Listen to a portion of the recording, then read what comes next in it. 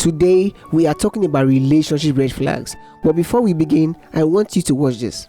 If you see a red flag, you need to leave. Even if it's, I'm not saying straight away, you're like, oh, red flag, let me jump out and run away now. It's like, if it happens continuously, you either bring it up or you leave. Right. And I feel like we always need to, in this generation, ignore red flags. Like, not ignore red flags. We need to address them. I feel like it's always important to address something that is bothering us. That's what's up. But before we start, I'm just going to try to define red flag according to my definition, all right? Well, according to my definition of a red flag, I would say a red flag is anything that indicates that the person you are with is not the right person for you. Simple. If there's anything in a relationship that's going on that just indicates that this person is not that person for me, like there's this character, this behavior, this habit that this person keeps portraying, and that it doesn't suit you, it doesn't tick a box in your list, but for some reason you are still in that relationship, well, trust me, that is a red flag. Well, I'm going to try to keep this video as short as possible, so I'm just going to go straight to what I think are the 3 major red flags in the relationship. What I think, okay, I might not be correct because I'm no professional marriage or relationship counselor or anything, but this is what I think are the 3 major red flags you should watch out for. And if you are seeing this in a relationship, then yeah, you gotta leave. Number 1, if the person perpetrates any form of physical or verbal abuse. For some reason, this generation feel or they think verbal or physical abuse is not really a thing. It's not a red flag. It's not something people should watch out for. People should leave a relationship for. But trust me, it's a very big red flag, because someone who claims to love you should not be abusing you in any way, whether physically, emotionally, or verbally. However, they should not be abusing you in any way. The act of abusing someone simply means you don't like that person. So if someone is abusing you in some kind of way and they are still telling you they love you, trust me, that is not the way to love, okay? And staying in that relationship is just going to put your life in more danger, because one day they might overdo it and you're going to end up dead. Simple. That's a lot of people end up killing their spouses and then they blame it on the devil and stuff. So yeah.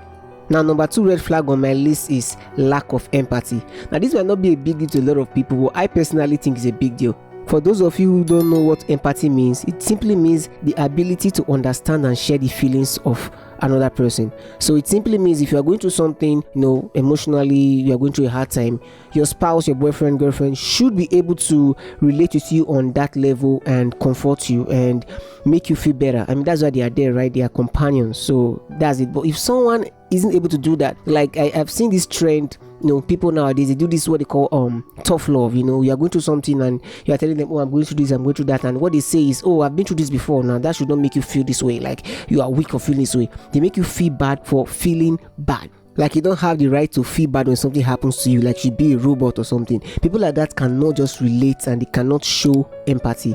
And trust me, you don't want to be with someone like that, okay? You don't want to be with someone that cannot comfort you when you are down. It's just like, it just shows that they can't help you out, It's like when you most need them, they can't give you the advice or they can't comfort you or something. So anybody who makes you feel bad and makes you feel, oh, yeah, I've been through this before, so you shouldn't, I didn't cry. See what I went through last week. I've been through way worse than you have been in life. So why are you feeling bad? People who compare their situation with yours, man, you should not be with people like that, okay? But if you are up for something like that, you are the kind of person that you love tough love. You love people, making you feel that way. You feel it's gingering, and it's the best way to approach situations like that. Then sure, you should be with someone like that. But to me, I don't think I can be with someone that lacks empathy.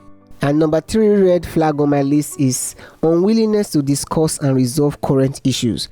I think one of the major things in a relationship is communication. Like, if you are unable to communicate with the other person effectively, especially when things are going wrong, I think that is a very big red flag. Now, I've seen this and I've experienced this. You have people who, something is going wrong, maybe you guys have issues and someone is wrong, you or the person, whoever is wrong, and you want to talk about it. You want to, okay, what's going on? How do we resolve this issue? Is it a behavioral issue, an habitual issue? Is someone having a bad habit, whatever? You want to talk about that and you want to make sure whatever happened doesn't happen again. But people like this, what they tend to do when things are going wrong, they're like, whoever is wrong should just apologize and let's move on. Like, if they were the one wrong, they're just going to say, oh, I'm sorry, and they move on, like it never happened. They just move on and forget about it. You want to talk about it. You want, like, okay, you know what, fine, you've apologized, but why did you do this? Why did this happen? Like, so it doesn't happen again. And they don't want to talk about it. They don't want to actually sit down and deliberate on the issue, especially when they are wrong and it's their responsibility to do right or to change something about them, a habit or something. They don't want to do that. They want to address that. They're just like, okay, I fucked up, I'm going to apologize